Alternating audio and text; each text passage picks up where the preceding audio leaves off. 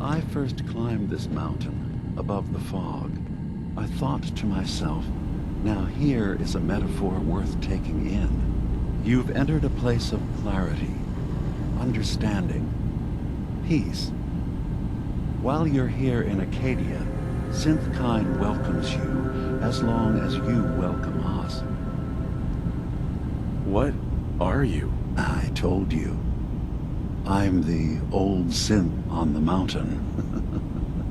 I know the plastic skin and tubes out the back can be unsettling, but I want to ask you to look past that. Tell me why you're here and I'll try to help you. I came here looking for Kasumi Nakano. Really? I'm impressed. Few would brave the kind of journey you've had for the sake of someone else. Kasumi is here. She's safe and unharmed, and you're free to see her if you'd like. Before you do, though, tell me, do you think Kasumi is a synth? We're not answering any more questions until you play straight with us. Just who the hell are you, really?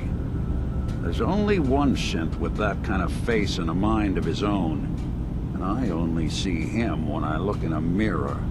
Nick? It can't be you. Don't give me that. What are you trying to pull? I've never seen you before in my life. Please, if you're willing to give me a chance, I can explain.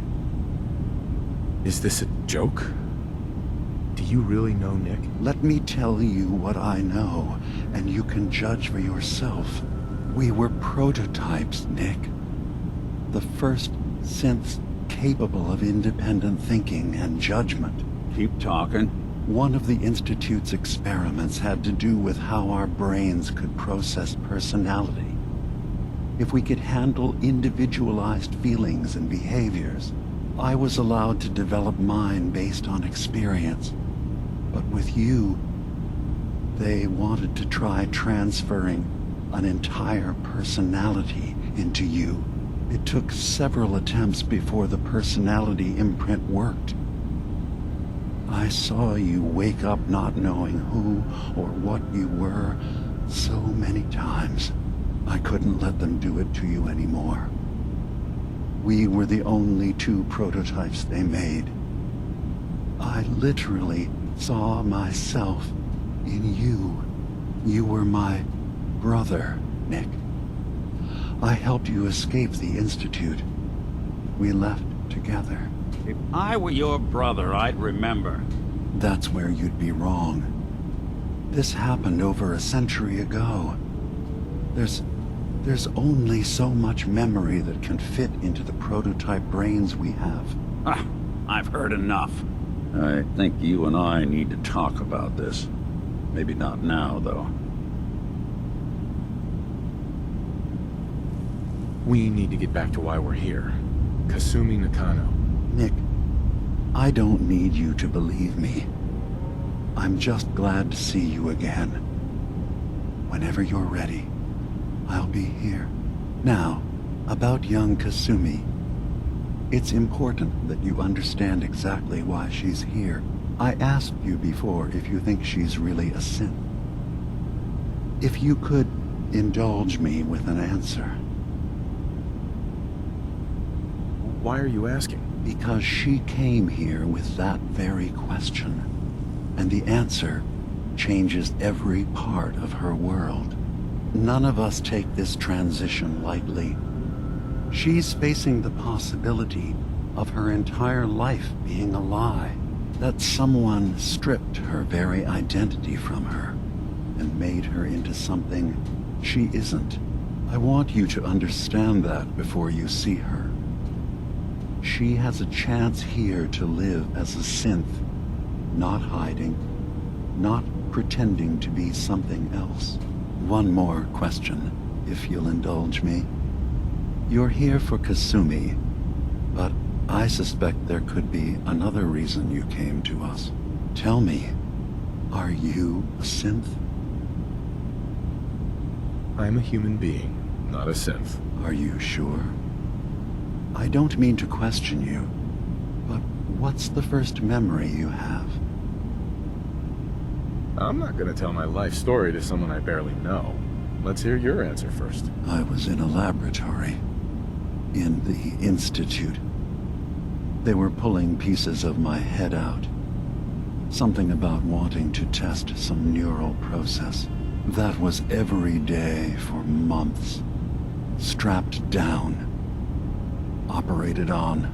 And then I was out.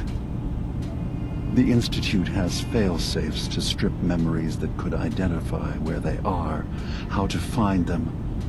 But I do remember being quite content. I was free. That is my earliest memory. Now, yours? I was with my wife. We were getting ready for the day. I had to take care of my boy, Sean. And, well, a lot's happened since then. But no memories before then? No childhood? Your first best friend? Your first kiss? That's usually a sign. Data is easy to migrate, but feelings, that's a hard thing to transfer into another mind.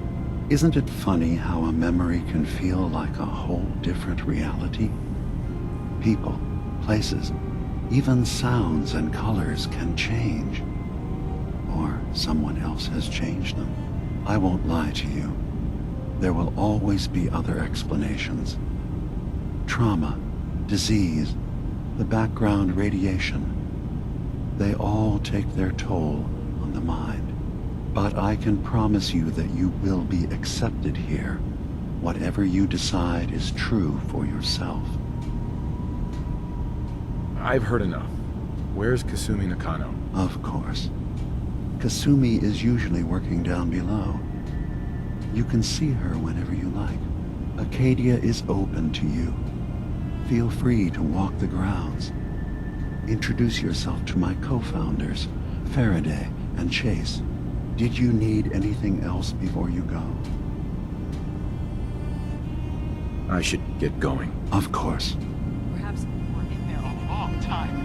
Are you feeling all right? I'm fine. You worry too much. Sometimes I feel like you don't worry enough. You know we blew 3 more relays this week. I'm coming in. You stay right there.